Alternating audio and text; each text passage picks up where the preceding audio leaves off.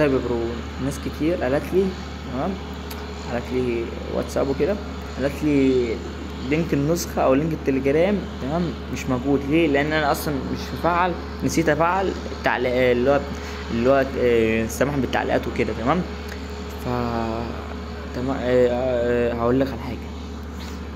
انا، تمام، هسيب لك آه، هسيب لك النسخة، تمام. اخر حاجة نزلت هتلاقي النسخة، نزلتها في التليجرام. هسيب لك تحت الفيديو اللي انا هسجله ده في التعليقات برضو، تمام.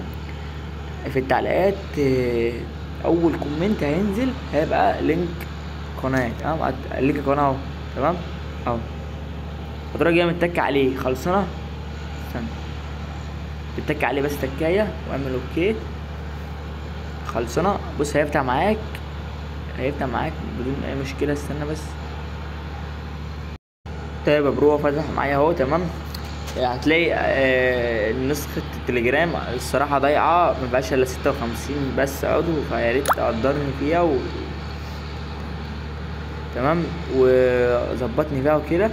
اي نسخة هنزلها على اليوتيوب النسخة التثبيت وكده هتثبتها من التليجرام، هتلاقيها اخر حاجة تنزل، تمام.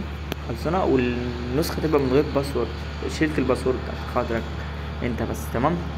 تعمل تثبيت عادي وكل حاجة، تمام. وبس هتلاقي اللينك اسمه ده، قناة التليجرام، هتلاقيه في الوصف، اسمه ده، هسيبهولك في الوصف في نفس الوقت في اول تعليق، يعني الاتنين يا اسطى، تمام. وبس كده.